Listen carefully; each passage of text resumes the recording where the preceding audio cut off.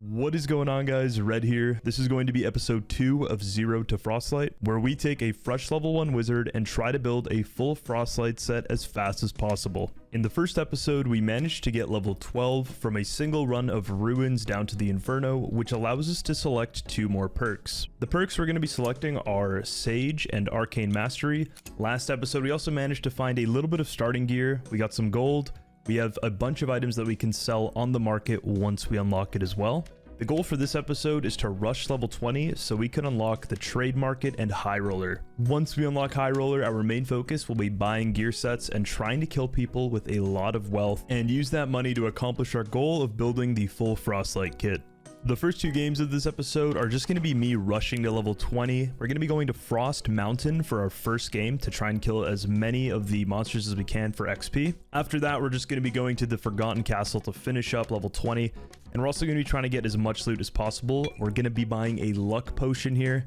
See if we can get lucky and hopefully make some money along the way leveling here. Now, looking back, I should have probably just started this series at level 20 because it gets really awkward since you need to have less than 125 gear score to play normals. So we can't even use any of the gear that we got, like the blue spellbook or the green magic staff. So I put the magic staff and the spellbook back in my stash, get some from the squire, and now we have 115 gear score. And before we cue the first game here, I put on the Frostwalker skin, iconic for the series, and it looks really damn cool. Anyways, let's get started.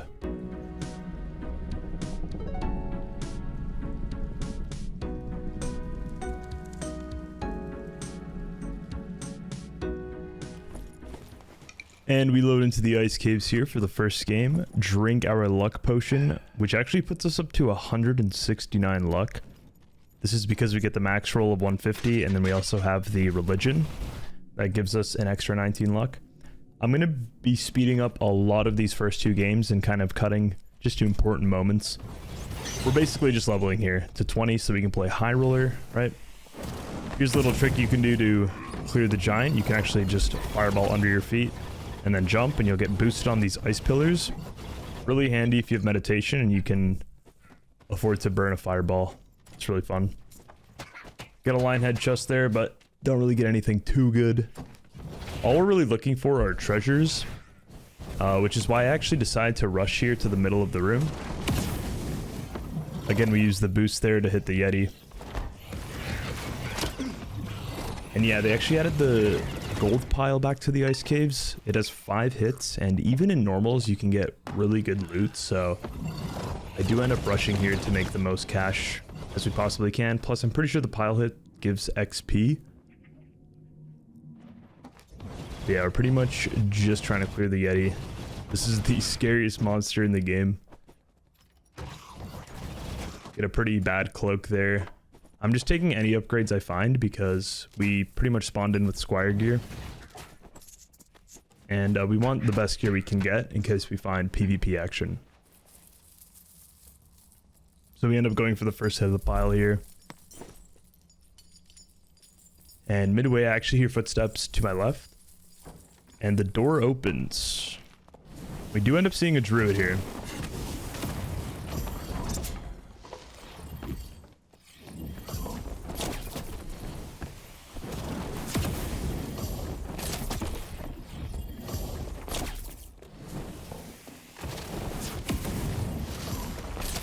Yeah, I'm pretty sure that guy was very new to the game, just not experienced.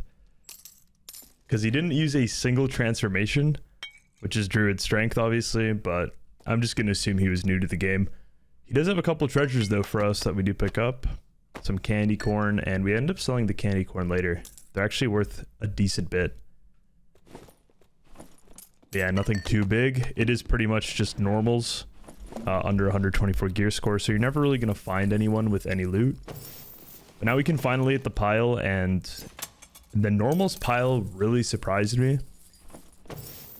Because you pretty much get green and above treasures every single time. And here we get a golden bowl royal. Right, that is kind of insane. I did not even know you could get that from the normal pile. We also get a goblet royal right after. It might be the 169 luck coming in. And on the final hit here, We get some old shoes that I end up just throwing on for extra resourcefulness so we can interact with chests better, just get EXP faster pretty much. And you'll notice I'm creating 2 piles, one of all the stuff that I want to keep and one of all the stuff that I'm throwing away when I get junk items, for example. Because you want to keep your inventory as open as possible when you get the pile hit, just so that you have a chance of getting the most amount of items. It's also a high roller habit because you can get gold coin chests, and they are quite big, so you want the most inventory space to have the highest likelihood of getting the gold coin chest, a very rare item storage item. But yeah, we end up going down to the Abyss. The Abyss is going to give us a lot more XP because the mobs there are of higher tier, and we can get some pretty good loot. Luckily, we last second the expressman. I almost forgot. And yeah, we hit the craziest item deposit. And now we are in the Abyss. Instant purple from the smallest chest. So even in normals, high roller loot's kind of insane. I didn't really play much normals this wipe, so with the new loot changes, this is why it's kind of surprising me. But yeah, I thought that even with magic missiles, this was going to be a breeze. But I make the error of firing the demon here to lure it to me, and accidentally end up aggroing an extra skeleton. And this is where everything kind of goes downhill. I'm going to let the clip play for itself here.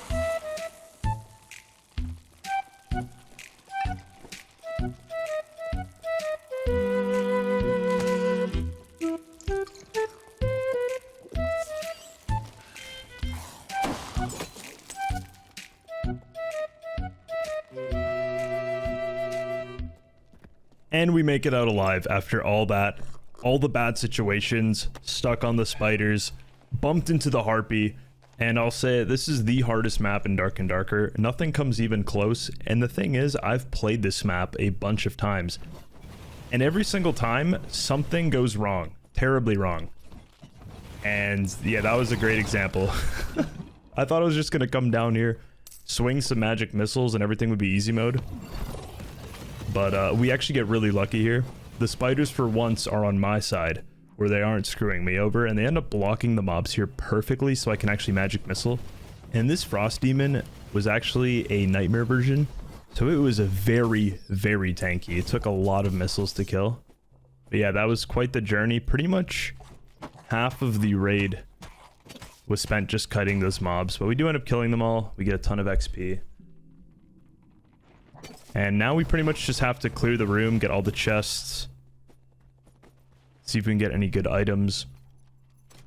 Yeah, the Ice Abyss is no joke. I would not recommend coming down here if you are newer to the game.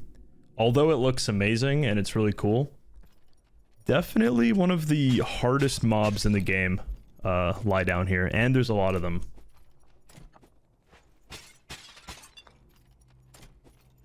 But yeah, each pot you break as well gives XP, so we're just one-tapping them there with the Crystal Sword. And I'm gonna actually be doing the Wendigo here, and I'll show you guys how to do it on Wizard. Don't know if I've actually showed this before, but you can actually just use invisibility to safe spot it.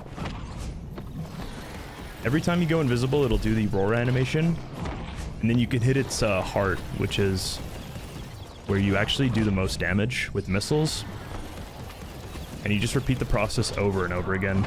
I actually thought it wasn't going to die here because of how little damage I was doing, but if you're geared, it usually dies in 1 to 2 missiles. Unfortunately, we can't get that gold chest. We have not found any lockpicks. They seem to be pretty rare, unfortunately. The raid is coming close to an end, so I decided I'm going to take these blue portals in the south middle module. The problem is there are still quite a few enemies around it.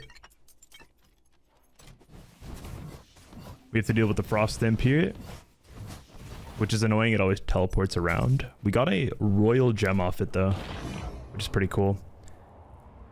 And because we're only down to 1 minute, I decided to just kind of invis to the portal. Open it quickly. Lure the mobs away. Invis again. And easy way to get out of rough situations on Wizard. And there we go. We actually got out alive, which is surprising. We end up selling all the armors for 200 gold because they don't really have any rolls. For the collector, we're getting 247 gold. We also got a ton of candy corn, which is nice. We will be selling that on the market later. We also have a full expressment of treasure. And now before we sell all these items, we're going to need to buy coin bags since we're going to run into a storage issue. So I use all of my money on coin purses.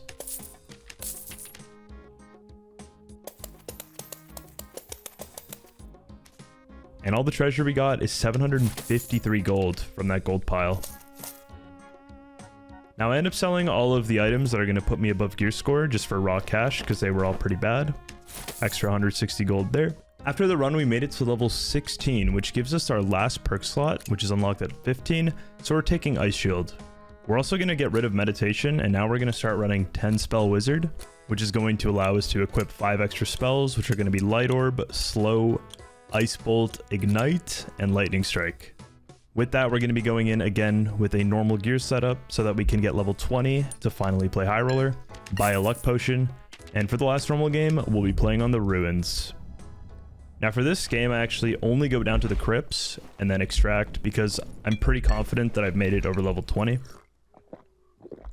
So we hit the luck pot again. Unfortunately, we get the lowest roll this time and get 69 luck. Again, I'm just going to be cutting and speeding a lot of these XP farming bits. And in this game, what ends up happening is a lot of people are fighting, but I end up seeing nobody. I do walk across these 2 dead bodies of these guys who double killed each other, funnily enough. And none of the loot is really significant since the gear score is so low. But I do end up coming across this rogue and warlock that ended up actually both dying. And we do get some minor ring upgrades. We actually get some decent boots that could actually sell on the marketplace. Nothing too big at all. But yeah, it's just funny because in this game there were so many PvP fights, and on Ruins I didn't happen to come across any of them. I guess it was all in the north section of the map. And yeah, I just ended up taking an extra look at all the gear here, making sure there's nothing that I missed. And the plan moving forward is to just kind of camp this north room and wait till the red staircase opens so we can go down into the crypts. This actually would have been a great room to farm a lot of XP, but the majority of the mobs are already cleared. And we do end up seeing this dead guy on the ground, and since there's no other body, I just assume it's fully looted so I don't end up checking. Hit the portals in the shrine for some extra juicy XP. And yeah, now we're kind of just waiting around for the red, and I stumble into a barbarian. And he just takes up the portal. I probably wouldn't have been able to kill him just because we do such little damage. Yeah, unfortunately we didn't get too much treasure. But we still have the crypts, so we should be fine. I'm not sure if you actually get XP from depositing treasure to the expressman. If anyone can confirm in the comments. Again, I'm just going to be turbo skipping. We spawn near pyramid, so I just come here. Clear all the bats. They're one hit, and they do give mob XP, so really easy to kill, and you get a ton in this room. And then we make our way over to the church, which is another good room. It's got decent chests and a ton of mobs. End up finding this small coffer. This chest always gives me like crazy hopes, and then we end up finding nothing, but I mean that one did give 5 candy corn, which is nice. And here we almost get squashed by 2 skellies and trapped. Luckily, we were able to get out there when we almost died. Unfortunately, again, we don't find any lockpicks, even from all the death skulls that we killed, which in the pyramid room usually drop lockpicks. We didn't get a single lockpick drop. So it's kind of annoying to be beside all of these chests and not able to open them. Here's a cool trick too if you want to get fast XP on Wizard. If you see a group of barrels like this, just fireball them all. And in 2 fireballs, you should be able to break every single one. This also works with the crates as well, as you'll see, but for each one that breaks, you do get a small amount of XP. And yeah, in the same room here, we do have the triple blue portals. And by now, I'm pretty confident that we've gotten enough XP over level 20 from what we've done. So we just take the blue and we dip. And we end up getting level 21 from that run. We could finally play Highroller. I'm also not going to be using reward tokens in this series. From the collector, we get a nice little 240 gold. Sell some of the items here that I'm not going to be using or listing on the market. And that adds up to 224 golds. And we also chuck in the trousers there. And yeah, now we have a ton of items that we want to sell. Got some candy corn. It is time to use the market and to see what this all adds up to. And then with the amount of money we have, we can start buying some gear. Quickly pick up the expressman loot before I forget. And yeah, we are now Highroller ready. After listing a full tab of items here, we actually end up getting quite a lot. This forest hood alone sold for 1,600 gold, which is insane. Which means we're going to need a lot more coin bags, since our stash space is going to be a problem soon. End up collecting everything that is sold so far.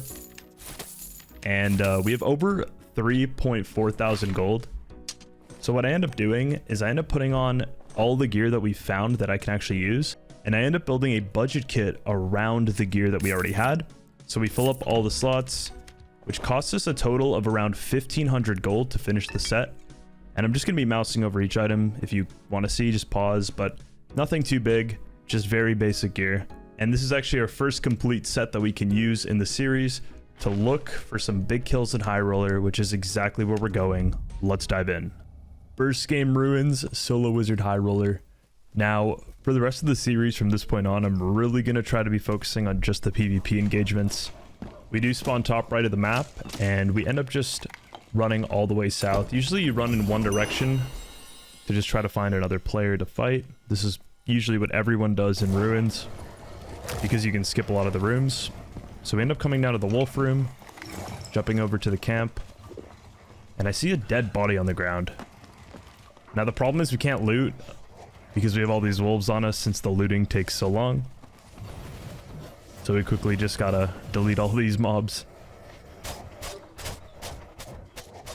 Found a nice little rock here I can just safe spot them on, and you want to check every wolf, because if you do get a wolf pelt like we just did there, I'm pretty sure they sell for north of 600 gold. Now, after doing a quick scan, I noticed there's no other players, no other dead bodies. So this guy fully just died to those wolves, trying to skip the room, I'm pretty sure, with Fireball. And it's another wizard that ends up having a legendary spellbook, a upgrade for our hat. And I'm pretty sure those are the only upgrades he had. The rest of the gear was pretty meh. But what are the odds that we just run into this room and find a legendary spellbook? Like, this almost looks fake or set up. But yeah, he does have a few upgrades for us, and we do end up taking a good chunk of his gear. Seems like he was playing a pretty tanky wizard because he has heavy leather leggings and a regal gambeson, which you don't usually find on a wizard. But yeah, we move on forward with our legendary spellbook upgrade. Probably the luckiest thing we could have bumped into for the series here. Notice some dead mobs here and the wisp at the door, which usually means that they probably ran north.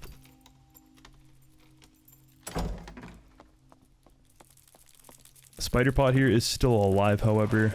Just take that out because spiders end up ruining your fights a lot more than they should.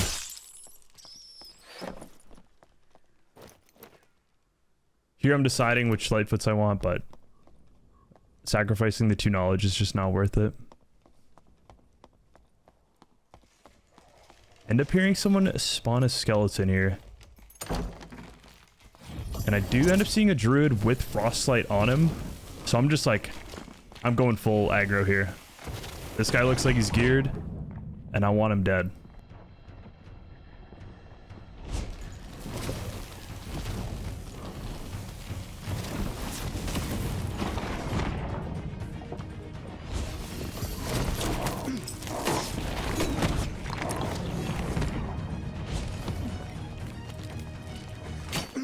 Unfortunately, we end up falling in this fight. Unfortunately for us, I was just not aware of the surroundings, and the mob behind me kind of trapped me into him as he was in Panther. Even though I do end up getting away here, luckily, I make a little bit of a mistake. I guess I went too far trying to bait the mob swing, and as I back up, he catches me with the sword there. And yeah, that is the death number 1 of the series. Luckily for us, however, we weren't actually using all of our wealth, as we did go in with a pretty budget kit. We still have all this candy corn in our stash, which ends up selling for almost 200 a stack here. And my plan now is to pretty much just liquidate everything we have, tally up all the gold, and buy the best set that our money can buy. After selling everything, we end up with about 3.9 thousand gold. And now it is time to build a kit, spending all of our money. Again, if you want to look at any individual piece, just pause. And this is basically our last stand here. We have some protection pots, health pots, and a pretty decent kit. I ended up spending 3.6 thousand gold for this set. The only drawbacks are magic power being low, but we do have all the true damage we need. So let's get in there again. This time we do end up getting a top left of the ruin spawn. And usually what you do is you just either go south or directly east if you want to find another spawn really fast. So that is what we end up doing here. And we're going to just be checking a few mobs, some chests along the way, just in case we get anything good. Again, this is still Highroller, so the loot can be insane. I get caught off guard here by this mob, actually. I've never seen it before. This is the first time I've seen the new gargoyle with the Bardiche. And I was kind of scared. I'm like, wait, how tanky is this? But it ends up going down in just two missiles. And we end up getting a legendary rapier, which actually, it wasn't too bad. It didn't have 1 added weapon damage. It had % max health, which is pretty bad still, but it's something. And so I end up just wanting to kill this one because we just got some pretty nice loot from the other one. Unfortunately, we get a green kettle hat from there. So we end up jumping the wall here, going to the next module, and I do end up seeing a fighter. And this is where stuff gets epic. So I'm going to put on some music and let the gameplay play out.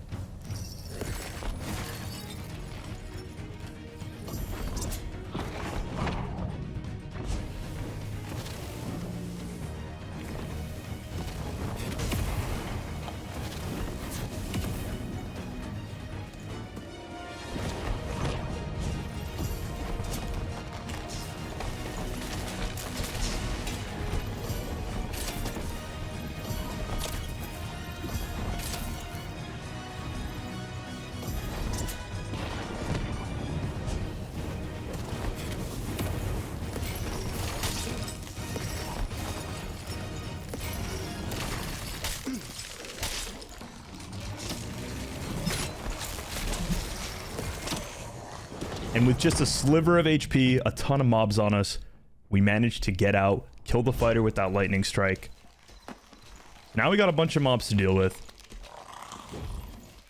But then out of nowhere, we see a rogue jump a wall with a hand crossbow, and now we gotta run.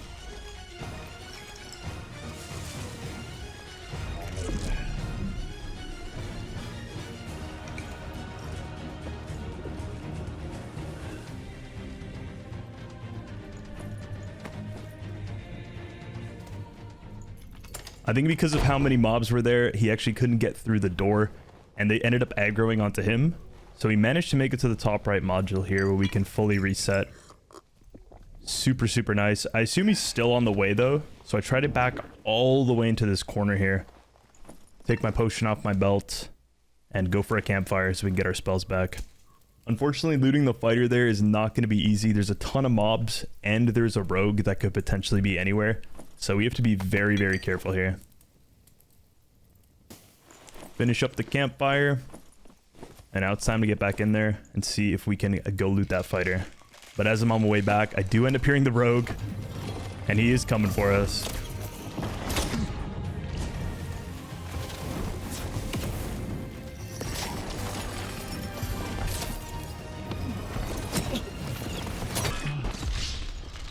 And unfortunately, with all of our money invested, we fall again.